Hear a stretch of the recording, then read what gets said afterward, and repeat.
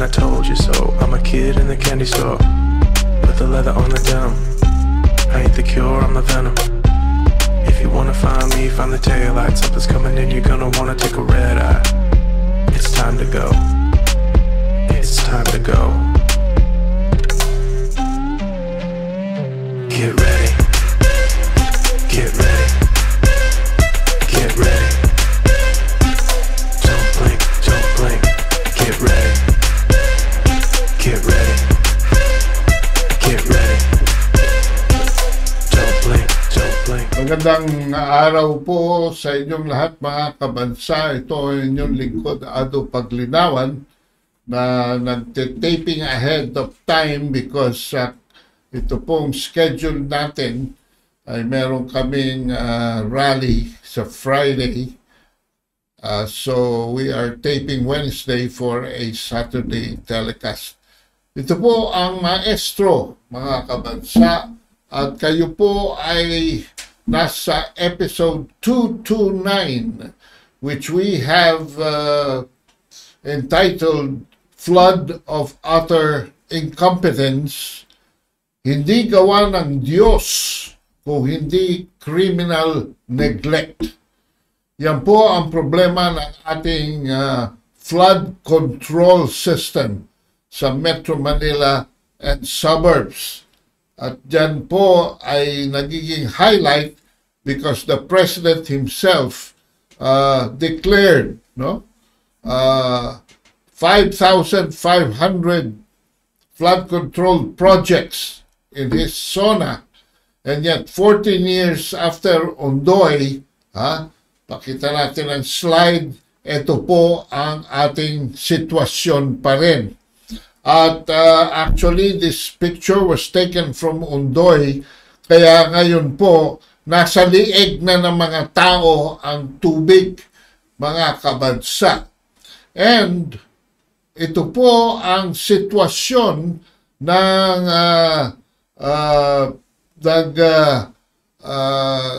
mamahala sa ating flood control system.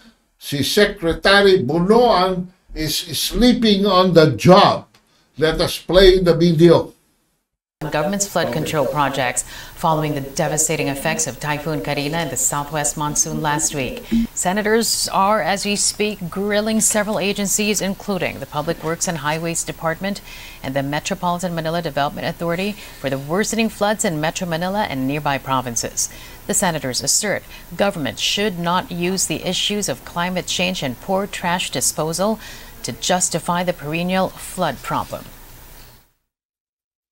Ngayon, ang sinasabi na nangyari itong pagbabaha dahil sa basura at baradong drainage, poor urban planning at climate change.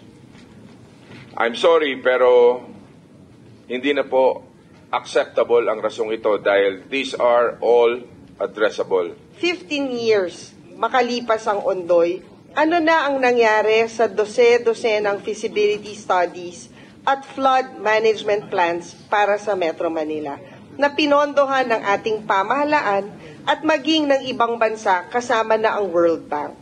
Anong nangyari sa lagpas trilyong pisong flood control projects? Sadly, Project NOAA, after 5 years of providing critical lead time warning to agencies involved in disaster prevention and mitigation, was shut down in 2017. At sa halip na palakasin ito, kontento na tayong i-downgrade ang isang magandang proyekto at magkanya-kanya na lamang ang mga ahensya at LGU ng flood control programs. During the hearing, the DPWH admitted a national and integrated flood control master plan being funded by the government is far from being complete. When we came into July, we found out that there are several master plans already existing in the major river basins, in the 18 major river basins, in various stages of preparations. I have taken a look at all these river basins, and most of them, the master plans are still currently being updated at this point in time, take into account actually the climate change phenomenon and other factors. So there's an admission on the part of the DPWH that in fact a national flood control master plan still does not exist. To some extent, that's correct, Madam Senator. But what I'm saying is actually there has been master plans before that were carried out. Pero yung ibang master plan dyan, panahon pa ng ama ko, alam po natin na as early as 1972, nagkaroon na ng Metro Manila flood control. Saan inilalaan ang bilyong-bilyong pera kapag walang master plan? How do you choose the projects? So after 2 years of Bongbong Marcos administration, they're still in the various stages of a master plan. But this reeks of mere phantom, no? Ito hindi ako naniniwala rito kay Bulungan eh. Ha? Hindi ako naniniwala rito. Various stages. And Amy Marcos even tells you na ang master plan talaga dyan ay 1970 pa. And kayo, ayusin nyo lang, i-administer nyo lang sa DPWH. How would you explain? How would you explain na before 2004, 45 billion lamang per year ang appropriation ninyo. Pero ngayon 2004 ay naging almost 440 billion. Ang appropriation nyo, and yet wala kayong maipakitang resulta to the satisfaction of the population of Metro Manila. Let us listen to Amy Marcos. Alamin natin kung ano nangyari at yun nga kung talagang asaan at ilan, magkano ang sinasabi ng ating mga iba't ibang department. Sa palagay ko hindi naman yata nagkulang kami sa Kongreso at Senado. Naglaan kami na napakalaking halaga. Umaabot ng halos 420 billion kung tutuusin. Aabot siguro papatak ng 1.4 billion a day ang budget sa flood control. Saan napunta lahat yan? Yan ang masaklap. Kasi eto nga, nag-anunsyo ang ating Pangulo na 5,500 ang natapos na irigasyon. Saan kaya yon? Yun ang talagang dapat nating alamin. At saan napunta yung pera? Umpisa pa lamang ng tag-ulan. Ngayon pa lang, Hulyo pa lang to. Ang haba-haba, paano tayo makakaraos? Yan ang tanong. Kasi hindi pa naman nauubos ang alphabet. Nasa C pa lang tayo, karina pa lang to eh. May kasunod daw, bukas makalawa, dindo naman. Ay nako, malayo pa ang hahakbangin. Sana naman makaraos tayong maigi. Mrs. Amy Marcos, mawalang galang na nga po. Hindi po totoo na hindi nagkulang ang Senado sa 5,500 ghost flood projects na yan. Bakit ngayon lang kayo naghahanap ng master plan? Bakit kayo nagtalaga ng kalahating trilyong budget? Trilyong budget, kalahati? Base sa hangin lamang? Hindi ba dapat kinilatis ng Kongreso ang request ng DPWH bago kayo nagbigay ng pera? So, kay Secretary Bulungan, ganoong 45 billion lamang ang appropriation bawat taon hanggang 2023. At ngayon, ano ang imbestigahan ninyo? Meron ba kayong maipapakita sa tao? How much were really or actually spent for these projects? Who are the contractors? Were there proper biddings? Where are the supposed projects? Where are the technical details? And locations? Who are the government officials in charge of these supposedly completed flood control projects? Ako'y nagdududa na there was any. Hindi kaya ito ay wholesale na may nagbulsa lamang nitong pondo na ito? Well, anyway, let us get to the problem and guide our people kung ano ang tamang approach dito. Alamin natin muna ang sitwasyon. My presentation involves these components. Part 1, ibibigay ko sa inyo ang eastern situation. Part 2, ibibigay ko sa inyo ang western situation. Part 3, pakikita ko sa inyo ang aggravation na ginawa ng Bulacan Aeropolis. At Part 4, policy recommendations. Diretso na tayo. Part 1, eastern dynamics. Saan gagaling ang tubig? Where? And kung ano nangyari dito sa 1970, mga kabansa, 1970 master plan. Okay? Ito, simulan na natin. Alright? Runoff waters, ito ho, mga kabansa, nakikita niyo itong bandang kanan. Ito ho ang Sierra Madre Mountains, no? At nakikita niyo yung mga blue na maliliit na yan, mula po dito sa mataas na lugar, no? Pababa yan dyan, pababa, pakaliwa, pakaliwa, pakaliwa. At yan ay bumababa, mga kabansa, tungo, doon sa pinagsisimulan ng Marikina River. Diyan po, sa may circle na yan, no? 4 po ang major tributaries, namely Tayabasan, Montalban, Boso-Boso, and Wawa Rivers, nagko-converge doon sa nilagyan ko ng bilog at may arong pababa. At yan po ay dumadaloy, mga kabansa, sa Rodriguez Town. Okay? Doon po nagsisimula yan. At pagdating po niyan dito, ito, pagdating po niyan dito sa tutuldukan ko, sa Ampid River, pumapasok po yan habang bumababa ang Marikina River at sinasalubong sa Ampid River, no? At pagpasok po sa Marikina, ito namang river na ito, ito naman, ang sumasalubong sa kanya, pababa yan ang pababa, no? Now, itong Marikina River used to continue to the mouth of the Pasig River. But in 1986, the Rosario Wire, ito po, pagdating po ng Marikina River dito sa bandang ito, yan po ay papaling, kung galing sa norte, pakanan, papuntang Pasig River. Pero nilagyan po dyan ng Rosario Wire. Completed in 1986, para i-block ang tubig at i-direct towards, imbis na paganon, paganito, sa Manggahan Floodway, papasok ng Laguna de Bay. Ito po ang Laguna de Bay. Alright? A natural impounding lake.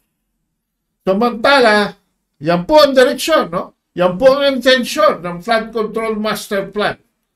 Pero, nilagyan din dito sa Napindan ng bloke dahil nagsisimula po dyan din ang isang sangay ng Pasig River. Binablock po ang pasok mula sa kaliwa pa kanan ng salt water na nanggagaling sa Manila Bay. Yan po, mga kabansa. So, kita nyo na ngayon, galing sa kanan, bumabagsak sa kaliwa, nagsisimula sa Rodriguez, doon dito sa banda rito, at bumababa po yan, sinasalubong sa Ampid River, and then sa Nangka, coming from the eastern ranges, no, of, yan pong eastern ranges na yan ay 17, no, ranges of the Sierra Madre Mountains. Alright. Ngayon, mga kabansa, yan po, ang purpose po niyan, mga kabansa, ay dito, no? Ang purpose po niyan,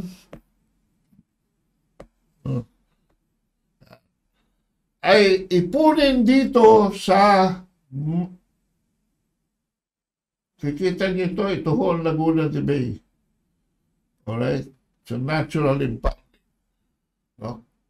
Yan po ang Laguna de Bay. Alright? Pero ano nangyayari kung nag-overflow ang Laguna de Bay. Nakikita nyo ba yung mga maliliit na mga sanga-sanga dito? All over, nakapaligid sa Manila Bay. Handa pong dalhin ang tubig niyan ng ganito kalayo, papasok ng Laguna, Cavite, paurong po hanggang Quezon, ayan.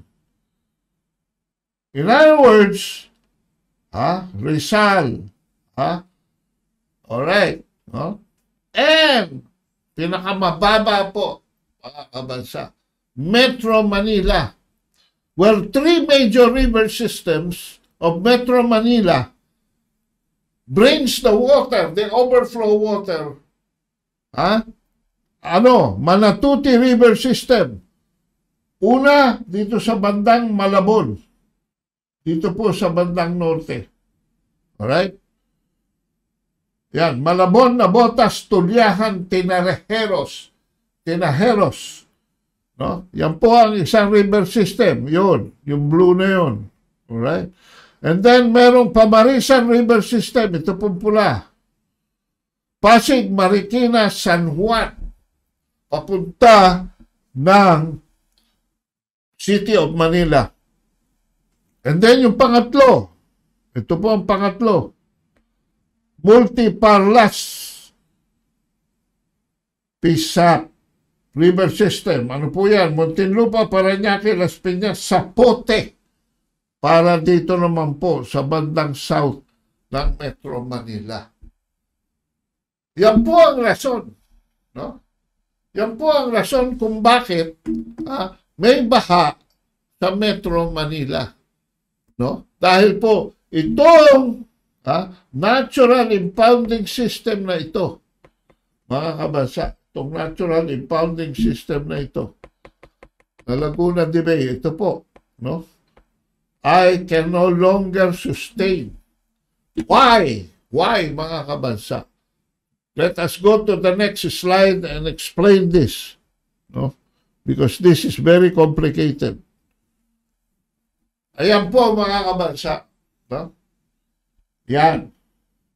Makikita nyo rito, dito sa bandang kanan natin, palta natin ang ating kulay ng violet. Yung po, ito po ang Marikina, ang Laguna de Bay. Yun. No? Meron pong Parañaque Spillway dyan ito.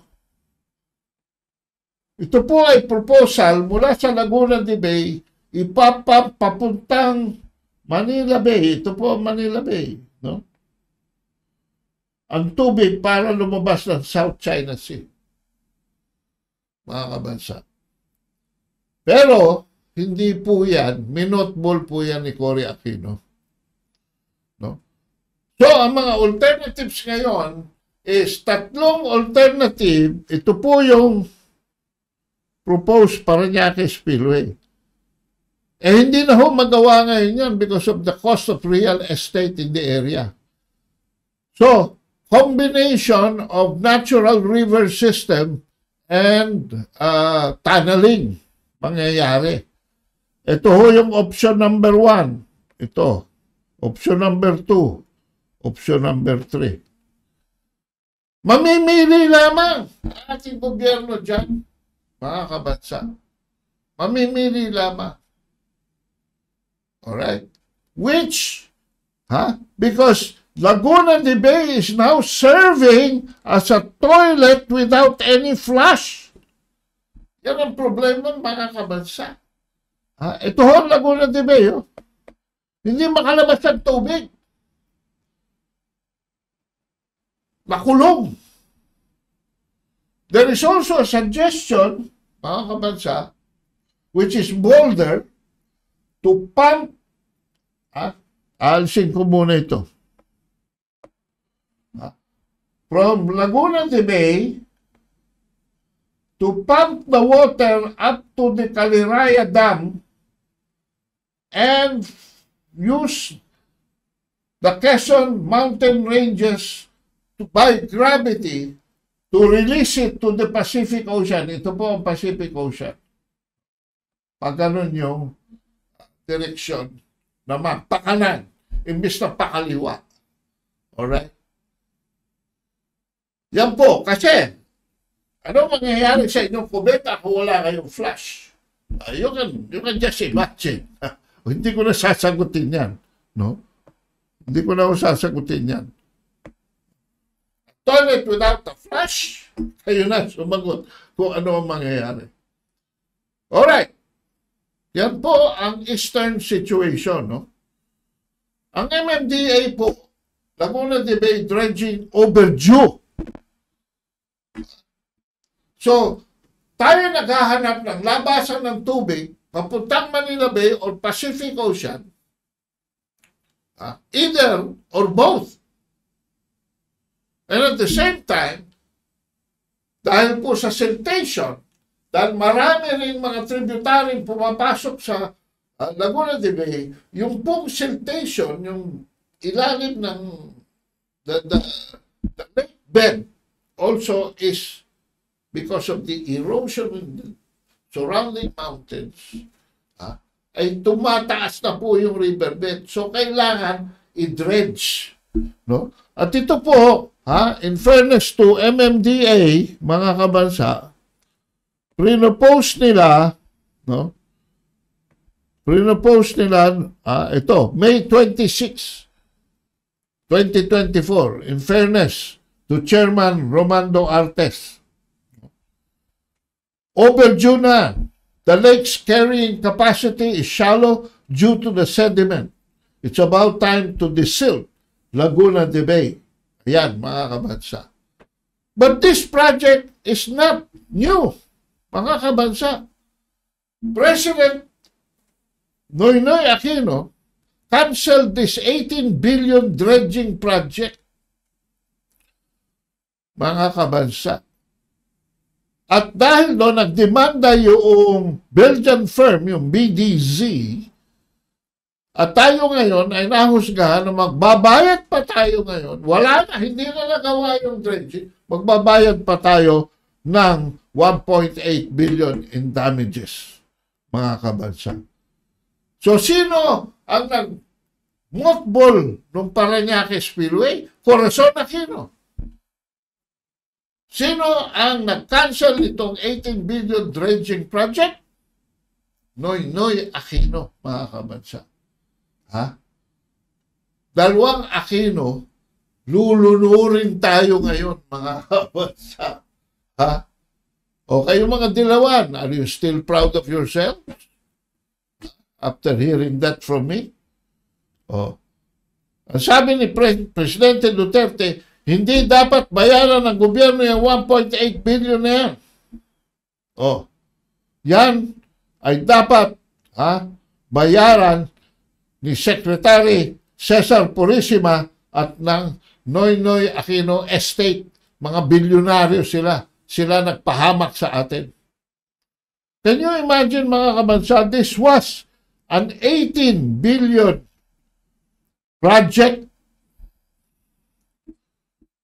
Napakaliit compared to the 45 billion that have been allocated. 18 billion ito. 7 billion grant pa. So, 11 billion net na lang ito. Hindi pa natin magawa ngayon dahil wala tayong master plan. Anong tawag mo rito? Bakit you're still updating? You're updating what, Buruan? Are you crazy? So itong Belgian dredging project na ito is another one of the problems, no? Another one of the problems that we are experiencing because of the Aquinos, utter incompetence. Takbo na tayo sa part 2. Mawawalan tayo ng panahon. Western Dynamics. Dito naman po sa Kanluran, Kanluran ng Metro Manila, ano nangyayari dito? Ito po si Marcos. Alam na niya ang problema 11 months ago. How do I prove this? Ito po siya. From his own mouth.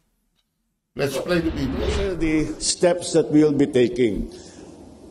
Do not worry when it comes to the LGUs, kayo naman ay hindi namin basta sasagasaan na lang namin yung project. Bahala na kayo. Hindi namin gagawin yun. Unang-una, pag-aralan natin, it will be a very... kayo mag-a-approve nito eh. Hindi naman ma-approve ito kung ayaw ninyo eh. Kayo mag-a-approve nito na kukuha ng 10% ng Candaba Swamp na para paglagyan ng impounding. Ngayon, kung may ma-displace dyan, I will personally guarantee each and every single one of those farmers na lalagay natin sila sa ibang lugar as equally as good na hindi naman sila mahirapan, hindi naman sila malugi dito sa bagong sistema. That is what BBM was saying 11 months ago. Tapos nangyari itong Typhoon Karina, bumaha hanggang liig, lalo na dyan sa Bulacan.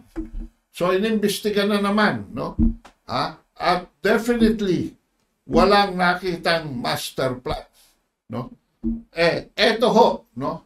Ang sinasabi ni Bongbong Marcos ngayon, Ngayon, ito naman ang sinasabi ni Bongbong Marcos nito lang ho, July 27, 2024. Ito ho, ang bagong sinasabi niya. Nitong Sabado, July 27, isa-isang kinausap ni Pangulong Ferdinand Marcos Jr.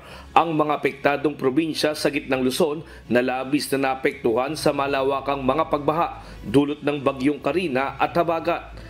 Kinausap ng Pangulo ang mga gobernador ng Bulacan, Pampanga at Bataan patungkol sa mga syudad at munisipyo na apektado ng pagbaha sa mahigit 10 bayan.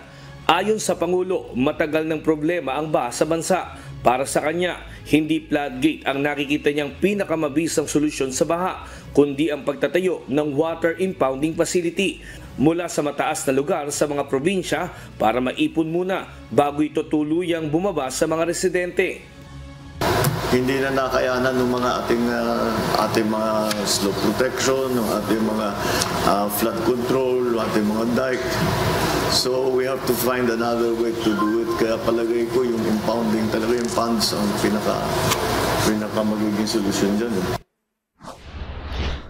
O yan mga sa 11 months. Updating pa rin ba tayo? Ano nangyari sa mga party? Ano nangyari sa mga dyan, lumampas ang panahon. Pero wag na tayo dyan. Baka sabihin nyo, namumuliti ka pa ako. Dito tayo. Saan ang gagaling ang tubig naman? Dito sa Kanluran. Ayan. Mula po kaliwa, nakikita nyo, Zambales Ranges. Tapos paakyat doon yung Cordilleras. Tapos galing sa Caraballo Mountains. At kanan na naman, no? Sierra Madre. No? Ito po ay isang impact study na ginawa pa noong 2003, mga kabansa. At mula po dyan, makikita ninyo, ito, para maliwanag ang ating usapan, mula dyan ay makikita ninyo, mga kabansa. Alright? Pakita ko sa inyo, dalawang dynamics ho dito. Sa Kanluran, ito hong Pampanga River System. Pampanga River, ayan. Bansa. Pero dito sa Sierra Madre, malakas din, no? At bunga pa, dito nanggagaling sa norte, na Caraballo Mountains, mapunta Nueva Ecija, mga kabansa, no? Yan ho ay magpo-form, no? Magpo-form. Nakikita niyo ito, mga pababang ito. O galing din dito, pababa dyan. Mataas ho kasi dito, no? Aurora ito. Ito ho Pasig. Ito ho, no? Pacific Ocean ho ito, no? Alright. Meron ho ang Angat River System. Ito ang problema. So, number 1, yung Pampanga. Number 2, itong right to left. At dyan ho, pumapasok ang galing sa norte naman galing sa kanan. So we have two dynamics here, mga kabansa. No? One is the Pampanga River, and the other, no, is the Angat River system. Now, habang dumadaloy po ang tubig dyan, no, marami pong, pag hindi ho dumalo yan, mananahan ang tubig dito sa mga sanga-sanga nakikita nyo na color blue because these are the river basins. Ang buong Southern Nueva Ecija ho, buong Bulacan at saka Pampanga River System, yung buong river system na yan, tinatawag na Pampanga River Basins. Flowing downhill, palabas ho yan ng Manila Bay. At dito makikita ninyo, mga kabansa, more or less, dito pa lang, abangan na natin, no? Abangan na natin. Saan lalabas yan? Dito po, sa bunganga. Ito ang Manila Bay. Alright? Mga kabansa? So, clear tayo, ha? Subaybayan natin ang takbo ng tubig. Magbayan natin. Subaybayan ho natin, mga kabansa. Pinakita ko na sa inyo, mga direksyon. Saan ang gagaling? Paano dumaloy? Pag hindi dumaloy, saan kakalat? Ayan po, sanga-sanga. In other words, pag hindi yan, nakadaloy ng maayos papuntang Manila Bay, diyan po sa mga sanga-sanga yan, magbabaha dyan. Alright? So, ano ang engineering solution? Effective flow of water. And as the President himself has discovered, pagka ang Manila Bay ay mataas ang tide, no? Kailangan ang bagsak ng tubig mula norte, mula Silangan, Sierra Madre, papasok sa Angat, at mula Kanluran, Zambales Ranges, papasok sa Pampanga River, kailangan yan magkaroon ng preno. Ano ho ang tawag dyan? Somewhere here, nagpo-propose sila, somewhere here, nagpo-propose sila ng, dito. Somewhere here, nagpo-propose sila ng Candaba impounding system. Para yung bagsak ng tubig, makapreno, at hindi ma-meet yung high tide dito, at dito magbabahayan. Yan ho ang purpose niyan. So, tuloy ho ang ating kwentuhan. Alright. Ito ngayon, ang aksyon, yung sinasabi ko sa inyo kanina. Yun hong Angat, ito ho, from east to west, traversing Norsaragaya, Angat, bordering San Rafael, Bustos down, traversing Plaridel River. Ayan. Ngayon, bakit ko binanggit yung Baliwag River? Mga kabansa, bakit ko binanggit ang Baliwag River? Binanggit po natin ang Baliwag River, mga kabansa. What happened here? Alright? Anyway, sundan na lang natin yung green. Dahil doon ho sa black, umipick up ho ng excess dito sa kaliwa ng Pampanga River excess. At pumapasok yan sa Angat River System through the Baliwag River and the Plaridel River. And ito po, itong overflow na ito, mga kabansa, is creating choke points, no? Dito sa may bilog, no?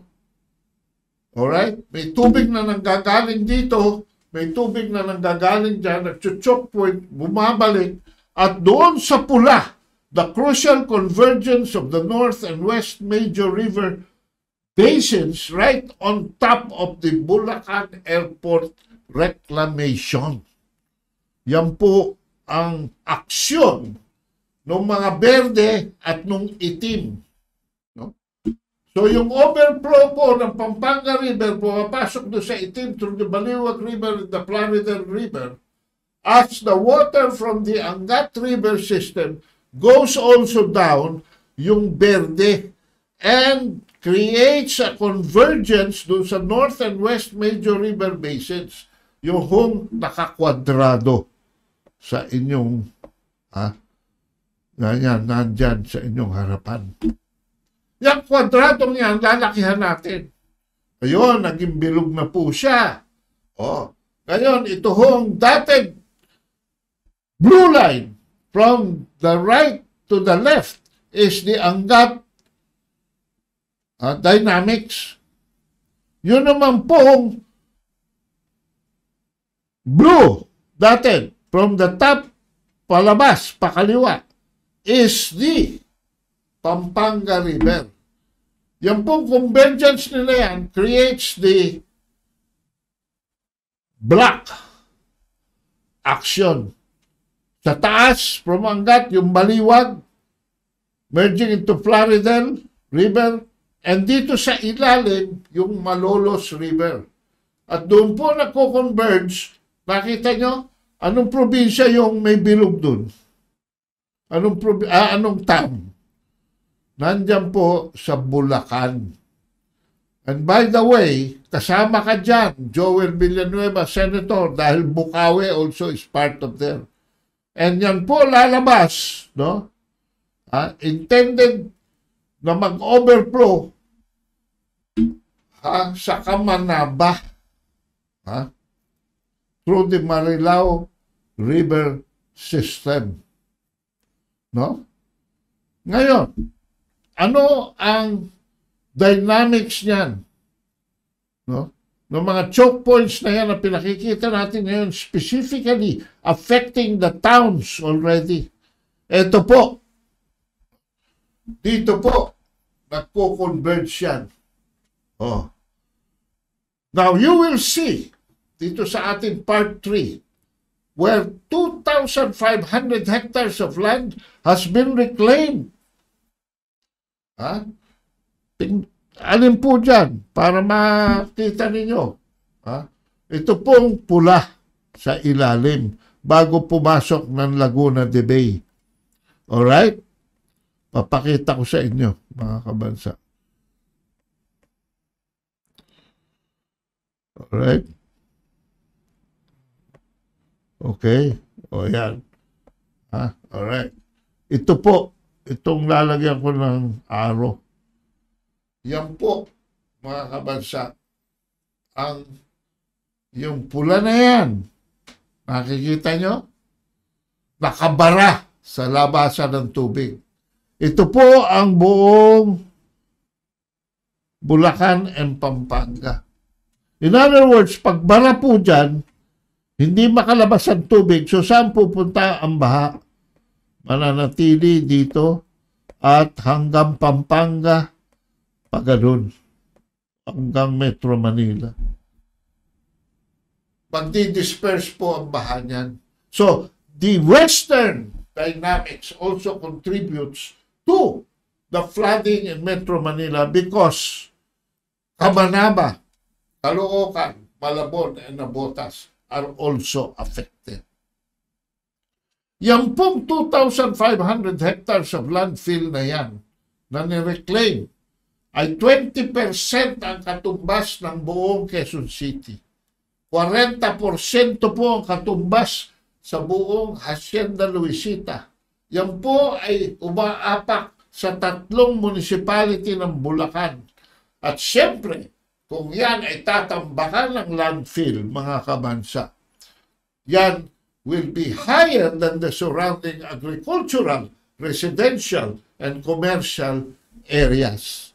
Bakit ka maglalagay dyan kung maapektuhan ka ng baha? Siyempre, ang itatambak mo dyan, ang unang ililigtas mo, yung project mo. Eto ngayon ang problema. Tinatanggi na San Miguel Airport Project has not worsened flooding down. Ito ho ang video. Bulacan has historically been susceptible to flooding for a number of factors. Located in a low-lying area in the central plains of Luzon, its flat terrain and proximity to multiple river systems make it at risk to flooding, especially when rivers overflow. The other factors: rapid urbanization and development without adequate flood control measures, leading to siltation, water pollution, and coupled with fragmented dam management protocols. Topography niya, yun ang may kasalanan. The towns near shore sa Bulacan ay mababa ang elevation. Weather Bureau Pag-asa says the recent back-to-back storms Egay and Falcon brought rains with water volume that eclipsed what Ondoy dumped in 2009. While some have claimed that the construction of the country's largest international airport in Bulacan might contribute to flooding, experts say otherwise. They say the project has... Hindi po tayo na may personal dito. We are just giving you the facts, kayo magdesisyon. I do not doubt the sincerity of Ramon Ang and San Miguel Infrastructure. In fact, Ramon Ang has said, even if it's not our direct responsibility, we will do it, we will spend for it, it's for our country. All right. Pero ito po para sa akin is a sidestep. They create a problem, and yet the solutions to the problem, they are disowning responsibility. Pero tutulong naman daw sila. So okay lang. Alright? Ramon Ang was able to legalize this project. These were former fish ponds, which I am informed he bought at about 10 pesos per square meter. Hindi ko maintindihan, meron tayong batas na pagka po bumagsak na yung mga fish ponds na yan and they became underwater, dapat yan mag-accrue pabalik sa gobyerno pag-aari niyan. No? But, give it to Ramon Ang. He was able to, ito siya, sabi niya, these are titled land we're building on. We're just restoring them to their previous status. First of all, we are not reclaiming any new land. Well, bahala na kayong maghusga kung ano dahil kung pagtatalo na natin dito semantics, hindi tayo matatapos. As sabi niya, the siltation of the rivers has reduced their carrying capacity. Silt deposits have made waterways so shallow in recent years, it only takes a little rain for those rivers to overflow and flood the surrounding areas. Ang aking pong theory dito, nung ako'y mag-object dito and I submitted my position to the Department of Environment and Natural Resources, to Secretary Simato noon. No? Hindi po tayo nag-media-media, hindi po tayo nag-video-video rito. Nagsumite po tayo ng formal position natin objecting to this. Why? Because it's very simple. A very simple case of water displacement. Bumaba na po yung tubig. Na-underwater na yung mga fish ponds. Mga kabansa. Na-underwater na. Tatambakan mo ngayon ng landfill, 2,500 hectares of landfill. Kumuha kayo ng isang adobe at yung banyera ay punuin nyo ng tubig, halos yung, pero hindi babaha. Mag-iwan kayo ng mga ganyan. Sa banyera, tubig. Tapos, kumuha kayo ng hollow block, ilagay nyo sa gitna ng banyera. Anong mangyayari doon sa tubig? Hindi ba aawas? Mga kabansa. Yun lamang ang aking theory. Very simple. But, iba ang kanilang analysis, and Ramon Ang even hired people all the way from Netherlands. Ano yung mga Netherlands? Yan ang pinaka below water system na bansa sa buong mundo. But they are able to handle it. Pero iba ang analysis. So they tried helping. Ito ho nangyari kay Ramon Ang. Let's watch the video. Napapansin nyo ba? Magmula nung nilinis natin ni Pasig River, from Manila Bay up to Laguna Bay, at from Laguna Bay mouth, pinaabot ko yan sa Rizal, sa Halahala, Malaya. Yung intersection ng Marikina River, tsaka yung Manggahan Floodway, laging puno yan pag mabaha eh. Punong-puno na ng lupa yun. Malinis na ngayon. Napansin niyo, pag tag-ulan ngayon, wala na kayo nababalita ang baha sa Marikina. Further in the afternoon, those who remain in their homes had to be rescued by boats. A patient who was on ventilator support was among those rescued and brought to an ambulance. The number of those asking for rescue kept on increasing.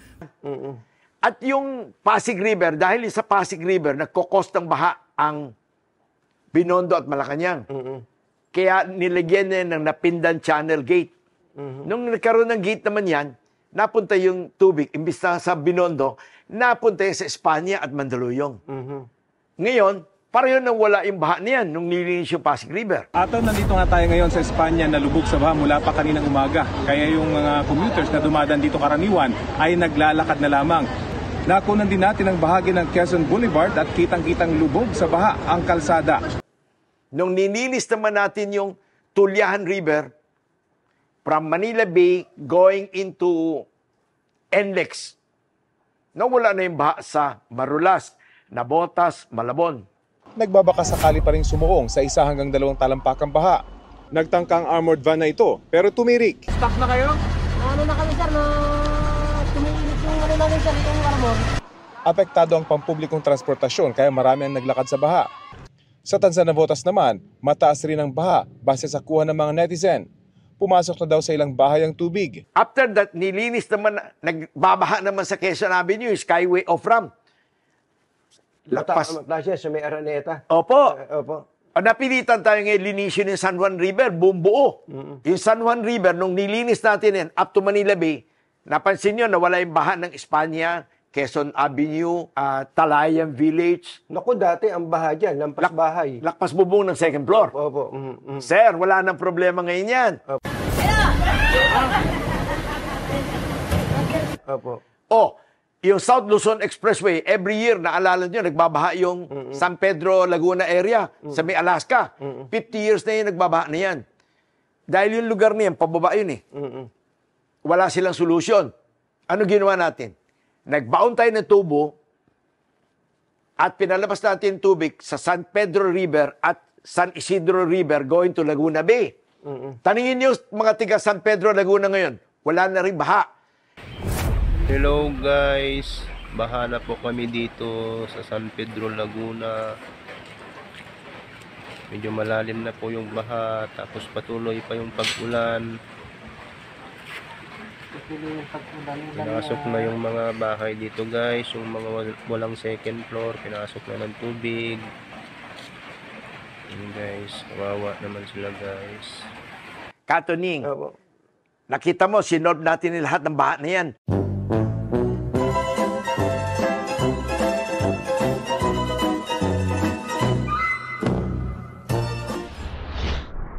Ayan mga kabansa,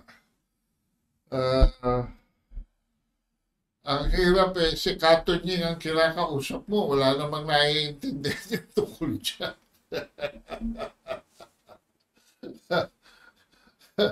Matagal na ako sisik ng dialogue dito sa DNR. Ang binalik sa akin nung ako'y mag-submit, mag-create daw. Nakita nyo ba ito sa slide? Pakita natin. Ito rin, sabi ng DNR, binigyan nila ng Environmental Clearance Certificate in 2019, mga kabansa. That was 5 years ago. Ang San Miguel to be able to do the reclamation dahil magtatayo daw ng semi-circumferential canal system to protect the Bulacan, Aeropolis, and surroundings from flooding. In other words, ikakatch nung circumferential canal yung excess waters at i-redirect to the flow bawat dulo ng kanal palabas ng Manila Bay. No? Well, assuming for the sake of argument this would work, Secretary Loizaga must stop all the work on this project until the semi-circumferential canal is first completed. Ang problema ho kasi, nandyan na yung reclamation, wala pa yung circumferential canal. So, hindi natin malalaman ngayon if the circumferential canal idea will work. Alright? But definitely, mga kabansa, hindi pwede kasi na may gagawin si ganon A, may gagawin si ganon B, may gagawin ganon si C, may gagawin ganon D. Ayan ang findings ng Senate. Hindi pwedeng patse-patse. It must be a coordinated, integrated. Dahil mula noong 1970, ngayon, hanggang ngayon, tama si Ramona, nagkaroon ng siltation. Tama si Artes, kailangan i-desilt, i-dredge ang natural impounding system ng Laguna de Bay. Tama po yan. Marami, Asigolo. And then on the west, mas tama yung impounding system sa Candaba. 10% lang daw. Kasi mga 2,000 hectares daw yun eh. Yung buong Candaba na yun. So mga 200 hectares lang ang gagawin yung impounding system. Preno! Pag-release ng tubig mula sa norte, sa norte, Kanluran, Silangan, preno muna. Tapos yung excess lamang ang pakakawalan. Kung gano'n, tapos may catch mechanism naman dito si Ramon yung kanal. O dito naman sa kanal tutuloy, palabas sa Manila Bay. Pag mataas ang Manila Bay, ang tide, hold muna doon sa impounding system bago ibaba ang tubig. Dito naman sa Silangan, ang kubeta na walang flush, i-implement na dapat yung one of the options to replace the original Parañaque Spillway, and if we still have money, yung palabas doon sa Pacific Ocean. Lahat ho yan dapat sabay-sabay natin gawin. And we can already do that with the 440 billion that were spent for the 5,500 ghost projects na inallocate ng ating Kongreso at supposedly ginastos ng ating executive. Nawawala ho ngayon. Mahiwagang banyera ang nangyari. Alright. So tuloy tayo. Lahat po ito ay nasa aking libro, mga kabansa. You can dial 0917-336-4366. Yung libro ko pong Power of Poverty, nandiyan po yan. 8 chapters. Yan po ang inaasahan kong mapapasa ni Bongbong Marcos para mawala itong problema natin sa baha. At yung flip side naman yan ay yung sa power, pero that's for another day. To order, 0917-336-4366. This is a book that deals with the criminal neglect and the political sabotage of the country's water resources and why we are wasting God's free gift of abundant rainfall. Punta po tayo ngayon sa mga policy recommendations. As I was saying, sa Eastern Metro Manila and suburb, dredge Laguna de Bay as earlier proposed by a Belgian company. Number 2, build a Parañaque Spillway alternative. Ayan mga kabatsa. Para sa Silangan. Right? Alright? So build a Parañaque Spillway alternative. Going to the west, mga kabatsa, through one of the 3 options proposed to replace the original Parañaque Spillway.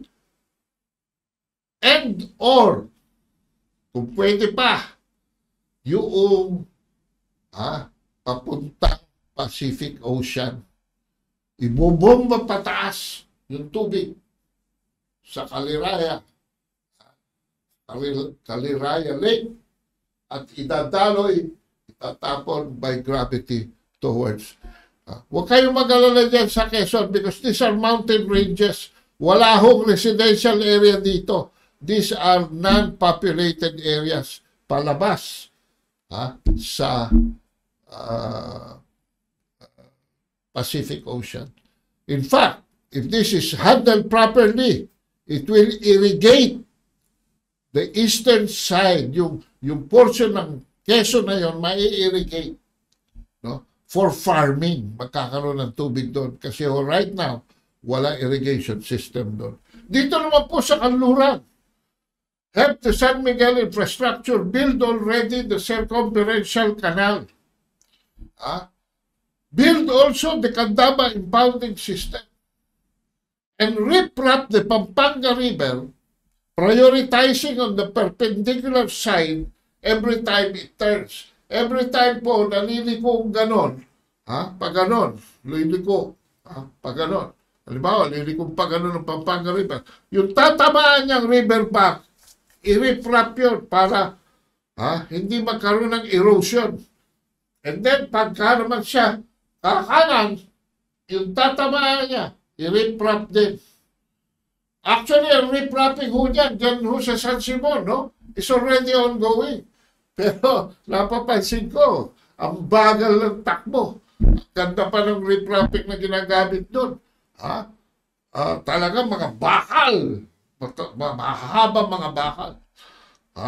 So, yun po ang suggestion ko to sa Eastern and Western Metro Manila. Let's go on. At ang mga local government units po sa Metro Manila, Bulacan, Pampanga, Rizal, and Laguna, with preference for community participation, manual labor, and transparent documentation. Ano ibig sabihin nito? Number 1, enforce strict waste disposal rules and regulations.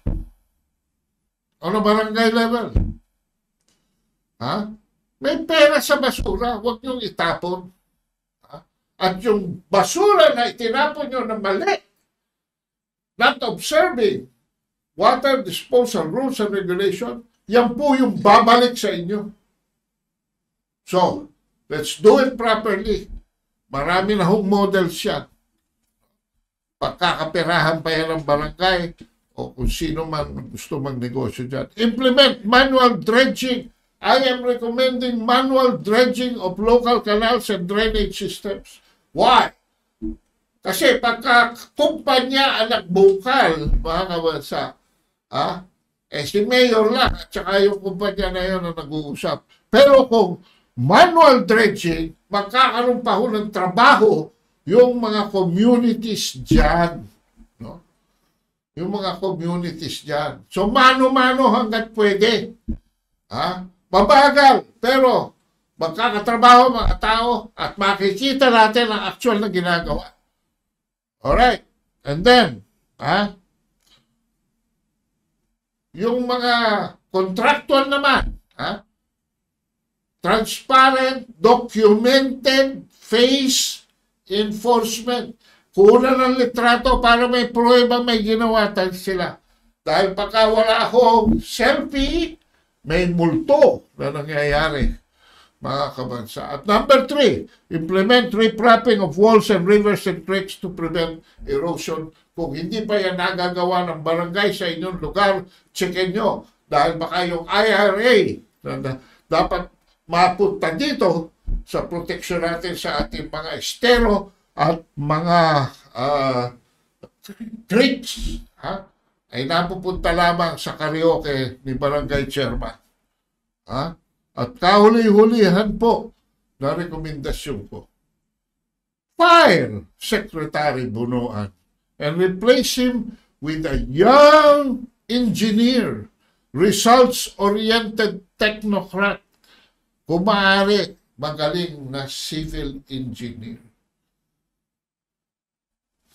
Ito mga dati na luma na yan eh.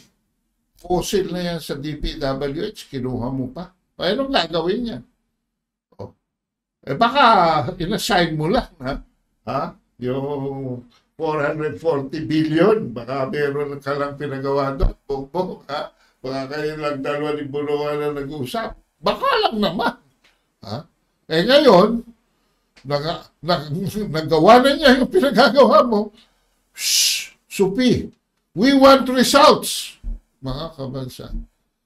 And let us hope that 10 years from now, and hopefully nandito pa ako, makita ko finality nito because sabay-sabay ang isang nasyon, a whole government, a whole nation, a whole community approach have brought us a flood-free Metro Manila and suburbs.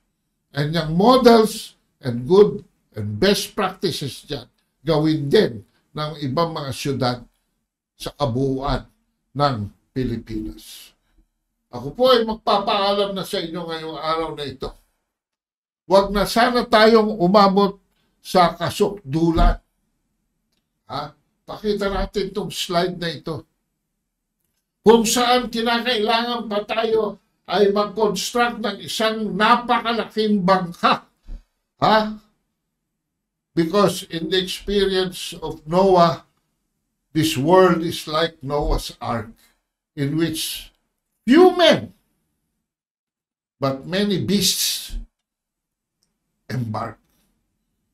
Kakaunti lamang ang mga tao. Pero even among us, marami hong mga hayop na sumama. Maraming mga swapang, maraming mga greedy,